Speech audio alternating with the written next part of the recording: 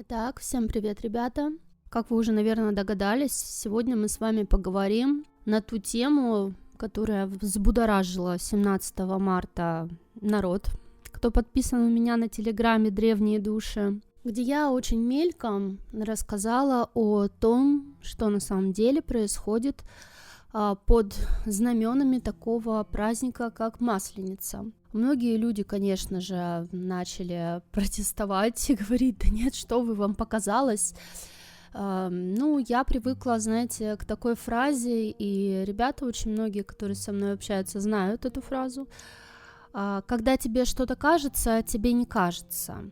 И порой все, абсолютно все, что нам показывают, у нас на виду.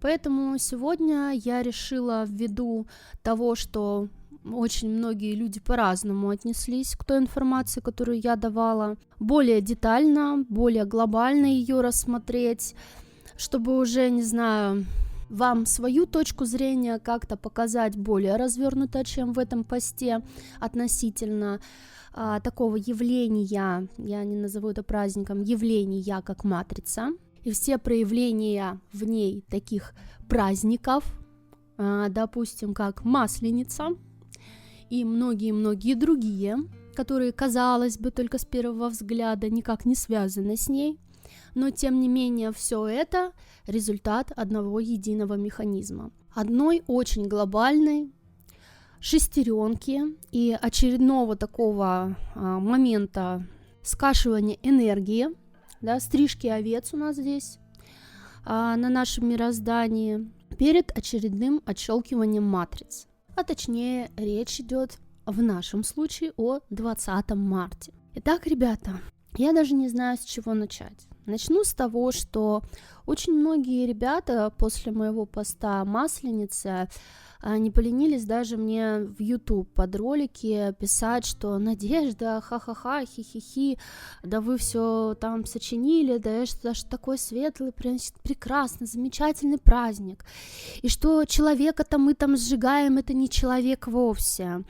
То есть, знаете, как я понимаю, можно сжечь куклу и притвориться, что она, не кукла, да, в человеческом обличии, то есть это не человек вовсе, да, то есть не образ человека, кукла, а это образ, скажем так, одуванчика.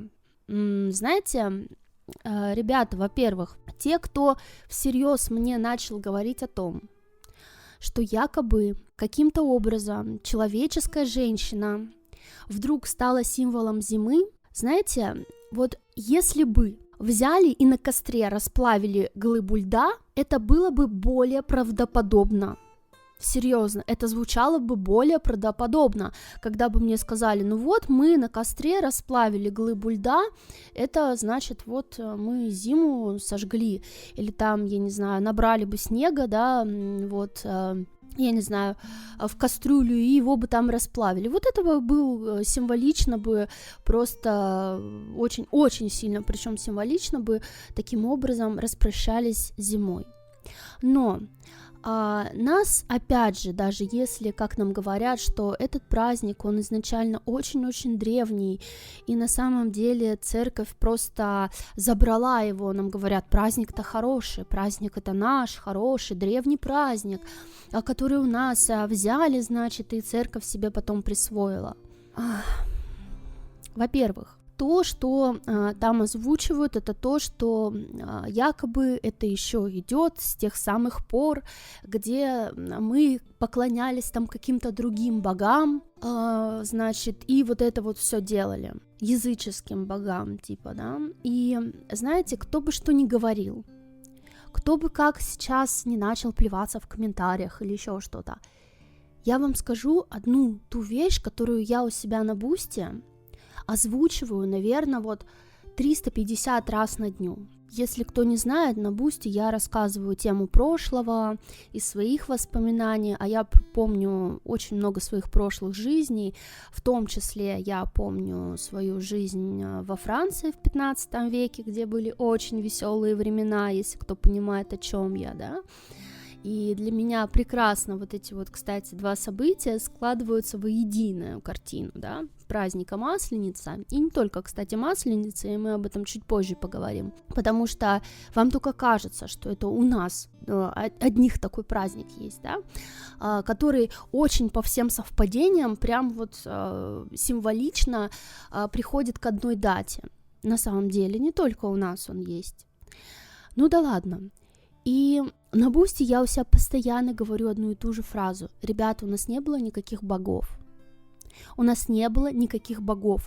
Мы не поклонялись природе, погоде, еще чему-то. Я даже помню одну из своих жизней, где я как раз-таки участвовала в тех самых войнах на Аравийском полуострове, и я об этом тоже рассказывала в Бусти, про ту жизнь и прочее, и я там рассказывала о том, как мы отстаивали свою землю от захватчиков, я рассказывала о том, что я помню про эту жизнь и многое другое, и там я прям подчеркивала о том, что я помню абсолютно все, я помню, как мы жили, я помню, что мы делали, как мы ходили, я помню очень много о себе, вплоть до того, как я там одевалась, да, что какие там музыкальные инструменты были, и многое-многое другое.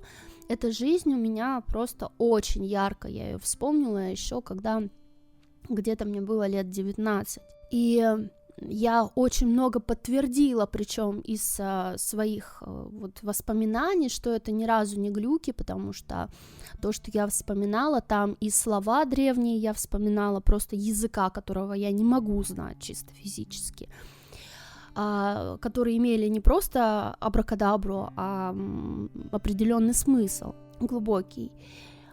Также я вспоминала там приметы обихода и прочее. Я очень много копала на самом деле из того, что я вижу в том же самом интернете, в поиске того, насколько вообще это может являться истиной, то, что я вижу. И поверьте, я себе все доказала. Как бы когда ты все доказал себе, остальным как-то, ну, хотите верьте, хотите нет, как говорится, но я себе в свое время все доказала. Так вот, то, что я помню из той жизни просто как вот 2 + 2, да, это то, что не было никаких у нас богов. Мы никому не поклонялись, ни природе, ни погоде, ни солнцу, там, ни ветру, ни листочкам, ни цветочкам, ни кошкам, ни собакам, ни коровам, никому мы не поклонялись.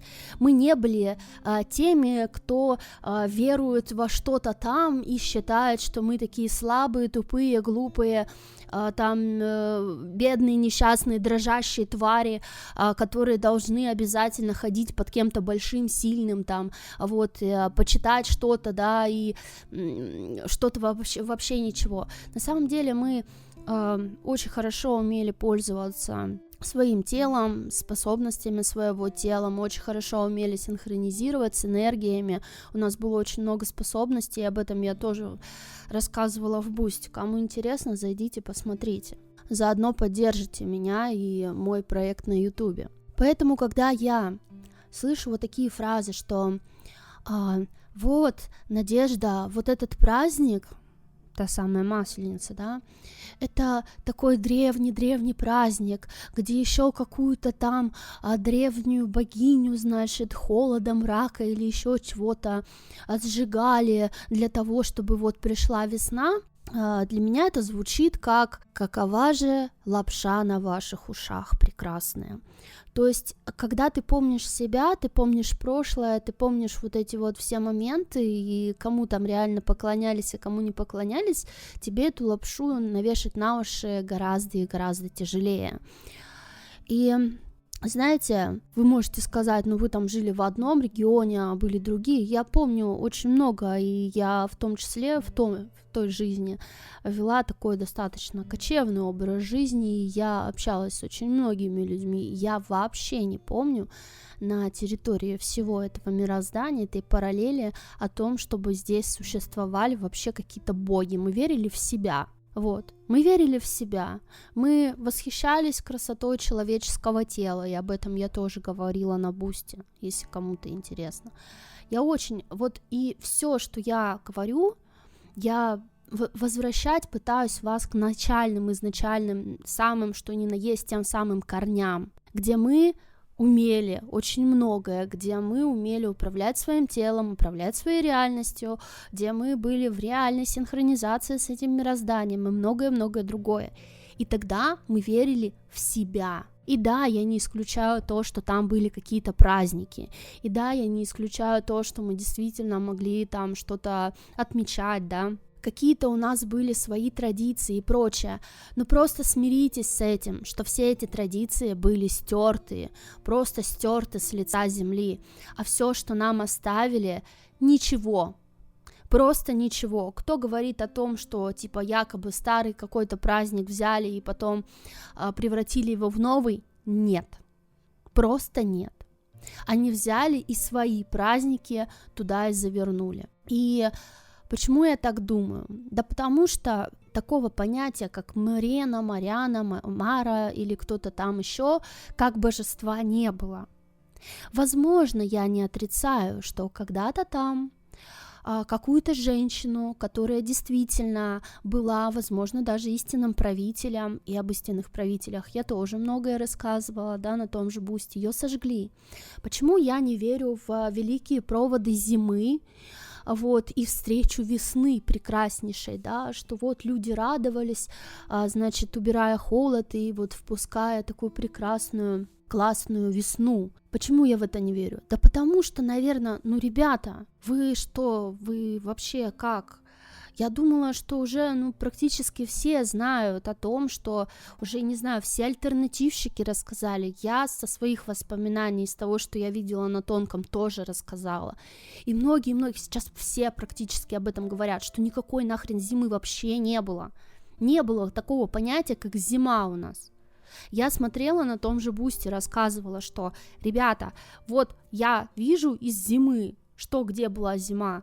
Я вижу, что все было лето, и только какие-то горные районы, то есть где вот условно, я не знаю, как у нас в Краснодаре там, да, вот тепло было, вот, может быть какая-то, такая теплая зима была, да, вот, и где-то там в снегу заснеженные горы были, вот это да. Вот это я вижу, что были какие-то местности, которые высокогорные местности, и там был снег, там было холодно, и там действительно было то, что можно назвать зимой, но это не было, как у нас, сезонное такое вот постоянное непонятно что. Все знают прекрасно уже про катастрофу 1800-х годов, и у меня даже ролик на эту тему есть, про эту катастрофу. И все знают прекрасно, что после этой катастрофы у нас были такие климатические изменения, что просто закачаешься.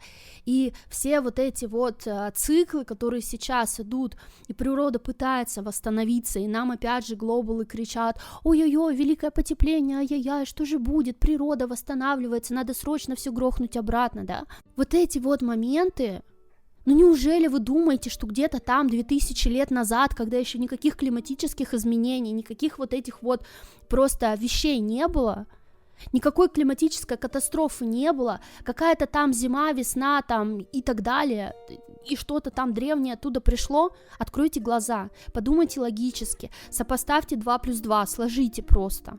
2 плюс 2 это 4, 2 умножить на 2, это тоже 4, это не 5, не 6 и не 10, как вам это пытаются рассказать, просто достаточно сложить факты. Когда вы начинаете выкладывать факты, все вот это вот, ой, это же просто там, просто ленточка, просто тетенька, просто огонь, просто еще что-то, все это рушится, как мыльный пузырь. Достаточно просто вот включить мозг и подумать. И смотрите дальше. Я рассказывала о том, что было массовое сожжение людей. В 15 веке во Франции было массовое сожжение людей, были массовые убийства, были массовые казни, в том числе и через костер, и не только через костер. Тысячи людей умерли от пыток где-то там, в казематах Инквизиции, за одно только подозрение в том, что они являются видящими, за одно только подозрение в том, что у них есть какая-то сила. Поверьте мне, ловили не ведьм, ловили души высокого порядка, я об этом говорила, ловили и уничтожали генофон. Я говорила о том, как вырезали целые нации, которые не поддавались генетическим скрещиваниям. Тоже, кстати, об этом я в основном говорила на Бусте. Я говорила о том, как нас просто вырезали расы, вырезали красную расу, полностью все красные расы, которые были, вырезали. Единственное, что там осталось живо, это только вот индейцы там, и то остатки былой славы в Америке. И то это, я думаю, что больше смешанные виды, иначе бы их довырезали. И даже сейчас их до сих пор, хотя уже можно подумать, какой расизм, 21 век, да, до сих пор вот этой резервации их просто держат в них, как будто они какие-то проклятые. Вы ни разу не задумывались, почему? Это же все делается на уровне государств. И понимаете, все, что заложено в матрицу, циклично. Все, что заложено в матрицу, должно подтверждаться. Каждое действие, которые происходят в матрице, и вы думаете, сейчас не вырезают людей, вы думаете, сейчас вот этого не происходит. Уничтожение генофона, уничтожение рас. Вы сами говорите, очень многие говорят о том, что идет вырезание славянской расы, да, что идет уничтожение славянских рас, что все вот эти войны, вся вот эта штука. На Ближнем Востоке вы посмотрите, что происходит. Вы думаете, там просто так эти войны все? Вы думаете, там просто так гибнут люди массово? Нет, конечно, вырезают генофон. Это же очевидно, потому что как раз-таки вот эти расы, они до сих пор очень-очень такую генетику, вот эту здоровую, а для темных это не здоровая генетика, потому что она не дает исключить полностью уже момент того, чтобы древние души здесь рождались. Поэтому эта генетика нет-нет да выстреливает. А им это не на руку, им надо уничтожить это все, и они до сих пор это все уничтожают. А для того, чтобы все это питать, это же все на нашей с вами энергии идет, это все идет на нашем с вами согласии. Мы должны говорить о том, что уничтожать целые расы, уничтожать души высокого порядка, уничтожать все, что у нас есть хорошего, это хорошо. Мы должны это подтвердить своей энергией. И как мы можем это сделать? Естественно, через ту же матрицу, когда нам запускают замечательный праздник, когда мы видим о том, что нам сначала куклу делают, и вы думаете, это только в России, да? Я сейчас расскажу, как на самом деле обстоят дела. В России у нас Масленица, в других странах другое. Знаете, очень интересно, что после того, как я рассказала об этом, просто вот в своем посте, очень много людей начали мне писать, очень много людей начали мне говорить: Надежда, а это есть не только в России. Оказывается, что в это же время в Европе происходит та же самая вакханалия, где, вы представляете, просто берут, создают огромную статую женщины, внимание, просто женщины, такой деревянный помост, у которой на голове корона, как у истинной правительницы. Далее идут, перед ней стоят два младенца с перерезанной шеей и бедром, знаете, вот как будто их копьем вот так вот потыкали, истекающие кровью младенцы, значит, нимб такой, точнее не нимб, а тоже типа короны такой на голове сделано, то есть это не ангелочки, там даже видно, что это не ангелочки, и всю эту женщину, всю, украшают живыми цветами, то есть эта женщина, она олицетворяет собой природу, и это не зима. Цветы зиму, ребята, никак не могут ассоциировать, они не могут просто, цветы это лето, это жизнь, это природа, понимаете? И они берут эту женщину красивую, одевают, все, она держит на руках ребенка, тоже с короной на голове, похоже, да, может кто-нибудь скажет, что это Дева Мария, но нет, потому что у нее нет атрибутики Девы Марии. Зато у нее есть другие символы, и внизу там черная змея у нее заложена, вот непонятный символ загогулина черная, и это все обложено цветами красивыми. И люди танцуют, люди пляшут, люди радуются, также там что-то едят, только пончики, понимаете, практически то же самое. Вот, что блины, тоже круглое, тоже это. И они там этому радуются, все, и что вы думаете дальше происходит? В окончании всей этой вакханалии эту женщину сжигают на костре. В чем логика того, что это зима? Вы думаете, женщина с короной, с детьми, которая одета в полностью одеяние из цветов, так выглядит зима? У меня стойкая ассоциация с истинными правителями. Это первое. Второе. когда мы смотрели, когда скинули, вот кто живет вот в этой стране и нам скидывал вот это видео, вот эту фотографию, и рассказывал, что там происходит, у нас в клубе очень много ребят, кто видит тонкий план. У них эти способности раскрылись, потому что, как я говорила, способности есть у всех, они просто заблокированы. И я здесь занимаюсь тем, что пытаюсь помочь людям их вернуть просто свои эти способности. И у многих это получается, и я этому очень бесконечно рада. Так вот, в клубе ребята, кто увидел это, они говорят, это жуткое зрелище. То есть, когда у тебя уже шоры падают с глаз, когда ты уже начинаешь более рационально, осмысленно думать, когда ты уже просыпаешься, ты понимаешь, что это жуткое зрелище. Это просто жуткий ритуал. Итак, давайте дальше, что никакие... Вот поверьте мне, есть такое понятие, как вольты. Кто не знает, что такое вольты, и что такое вольтовый фантом, почитайте в интернете, узнаете, что такое черномагичная вот эта практика вуду и так далее. Вам кажется, что это что-то так, да, себе? Так вот, вопрос, та самая плохая Мара Марёна там или что-то там, пытающаяся нам втюхать, да, как некого славянского божества, и, кстати, славянские боги — это те же самые отражения Зевса и компании, да, где все перевернуто, а сам Зевс и компания являются теми самыми, кто захватил здесь все. Кстати, кто не в курсе, почитайте, Титаномахия, интересная вещь. Захватил здесь все, погрузил человечество во тьму просто и хотел, чтобы оно тут сдохло. Вау, какой хороший бог. Вот, и причем, если мы посмотрим, все они одинаковые там. Все абсолютно. Поэтому Зевс, Перун, Индра — это все одно и то же. Это один и тот же хрен, который там сидит где-то там и делает одно и то же. Погружает это человечество во тьму, понимаете? И распинает на кресте там, на скале и везде тех, кто пытается это человечество спасти. Ничего не напоминает? Складывайте пазлы, пожалуйста, ребята, складывайте. И какая-то якобы плохая женщина с короной на голове, вся такая прекрасная и чудесная, которую сжигают. И это знаменует, внимание, не климатические изменения, как нам это говорят, потому что климатические изменения — это чистое вот новое явление, которое произошло не так давно, то есть 300 лет назад. Это знаменует конец старой эпохи и приход новой эпохи. Понимаете?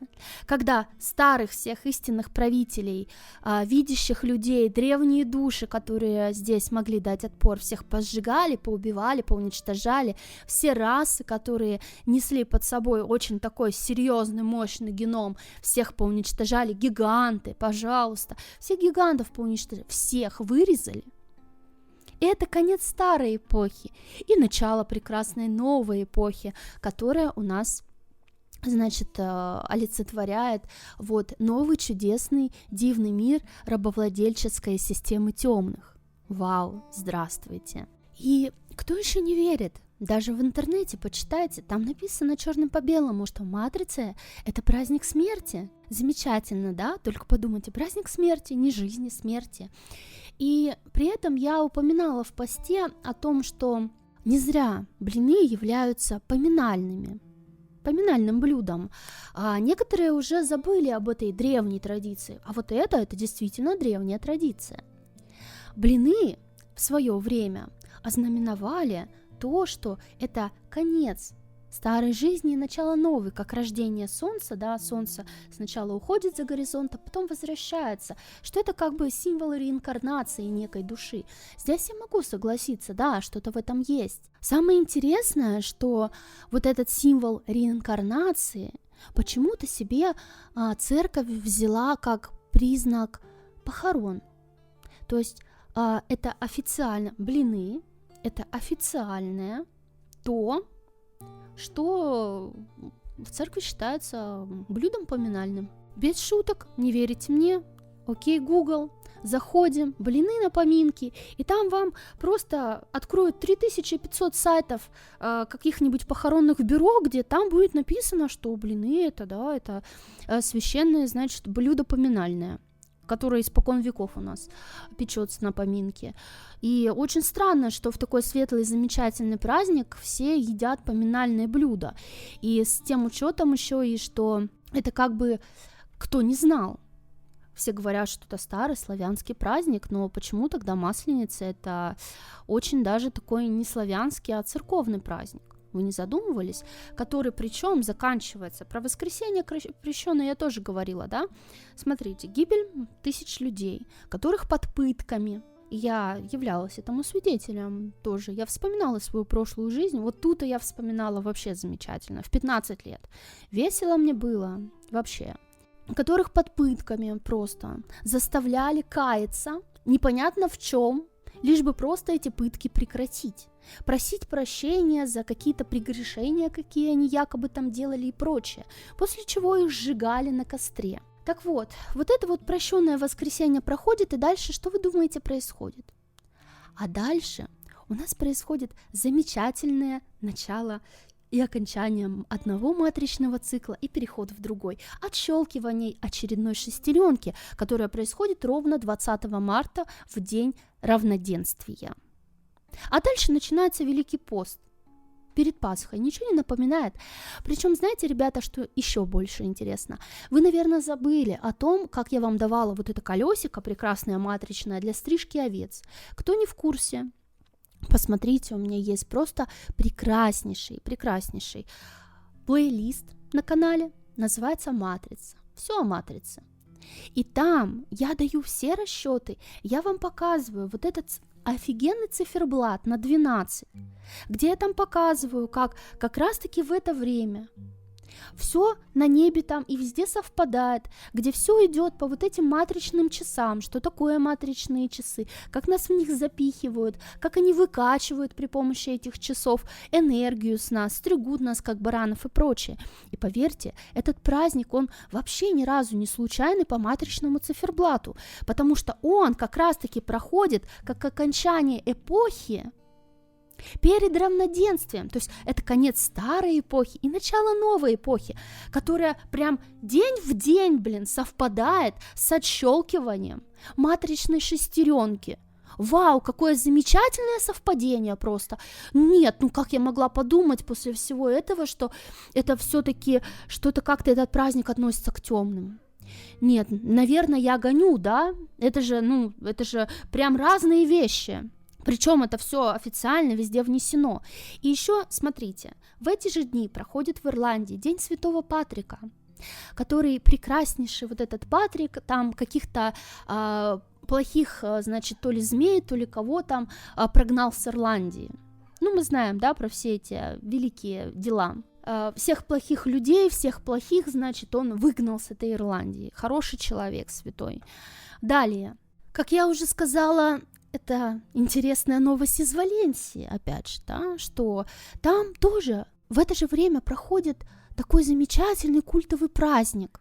Фаянс. Сжигают фигуры, взрывают пиротехнику, делают салюты, вот, живыми цветами украшают огромные фигуры женщины вот этой, которую сжигают потом в конце концов. И это магия, это все, ребята, магия, которую делают глобалы на матрице. Вот они ритуалы массовые. Вы понимаете, что магия это такая вещь, где не бывает ничего просто так.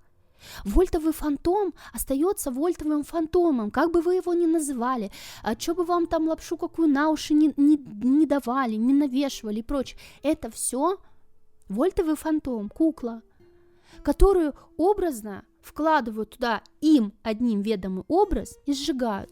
А еще что очень интересно, что перед тем же самым постом, перед которым, у нас идет вот эта замечательная Масленица, в Европе происходят карнавалы. Да, они происходят в разное время, но само слово карнавал, давайте откроем Википедию и почитаем, что это такое. Карнавал от латинского carne vale, прощай мясо. Праздник, связанный с переодеваниями, маскарадами и красочными шествиями, традиционно отмечаемый перед началом Великого Поста. Ничего не напоминает, нет? И также мне сказали, что еще в некоторых странах то же самое происходит, как раз-таки переодеваются самое удивительное в кого? Ведьм, евреев и колдунов. Вау, интересно, да? Причем тут евреи, цыгане, кстати, в цыган, да, переодеваются в цыган, ведьм и евреев. Очень интересное сочетание, с чего бы это вдруг, откуда это пошло. Наверное, ребята, которые слушают мой Бусти, сразу же у них там где-то что-то щелкнуло в голове, да? Где-то мы это уже слышали. То есть, если вы считаете, что вот это вот действительно что-то там нам древние наши оставили, вот ничего не оставили, а вот это оставили, просто оставь надежду всяк сюда входящий. Перестаньте уже думать, что темные тут что-то делают для вас. Прекрасное, чудесное и замечательное, что они о вас беспокоятся, что они вас очень сильно любят, и где-то что-то они там слезли с того места, где им было удобно, и вот решили вас порадовать. Просто снимите лапшу уже наконец-то с ушей и раскройте глаза. А еще лучше, для тех, кто забыл, или для тех, кто не может сопоставить даты, залезьте, пожалуйста, в плейлист мой «Все про матрицу» и посмотрите еще раз про то, где я рисовала то самое кольцо матрицы, где я вам рассказывала вот эти вот там от 1 до 12 цифры, потом зодиаки давала, а потом я вам давала как раз-таки расчеты, где я показывала вот эти вот дни равноденствия и прочего, как они идут по кресту, как раз крестом по этому циферблату, и где как раз-таки третьи вот эти вот идут, которые как раз-таки идут как 4 вот этих вот, да, разделения, которые нам говорили, и разделил он на 4 части. Вот идут вот эти вот четверинки, идут как раз-таки вот эти четвертинки разделения, и где отщелкиваются старые времена, начинаются новые и так далее. Посмотрите. Если вы все еще считаете, что что-то там в вашей лапше очень удобно сидеть на ушах, скидывайте ее, пожалуйста. Но у меня на этом все. Информацию я здесь дала очень много в кашу, но для тех, кто хочет разобраться, я думаю, он разберется. Более подробно про ритуалку этого праздника, про магию, которую там делают и прочее, я расскажу у себя на Бусти. Я запишу туда еще отдельный ролик про этот праздник чудный, где я расскажу и о своих воспоминаниях, которые я в 15 веке помню. Также я расскажу о том, что я вижу магический подтекст этого ритуала, который там есть, и многое-многое другое, вот, которое здесь, озвучивать не то, чтобы я стесняюсь или еще что, не для слабонервных, серьезно. Вот, по крайней мере, это мое то видение и то, что я там помню, реально не для слабонервных. Вот, кому интересно, тоже присоединяйтесь, посмотрите. Ну а я вас всех люблю, обнимаю. Ваша Надежда Солнечная. А я вам напоминаю, что каждый из вас может поспособствовать тому, чтобы как можно больше людей смогло проснуться и начать сбрасывать все оковы, которые были навязаны им извне. Для этого многого не нужно, всего лишь помочь пробуждающей информации стать более доступной для большинства, чтобы все, кто в ней нуждается, смогли ее увидеть и заметить.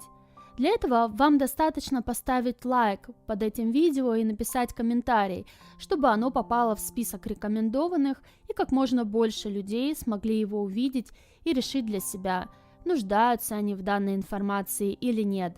Но, несомненно, многим это позволит сделать свой выбор, шагнув в сторону пробуждения, где уже дальше все будет зависеть только от них самих.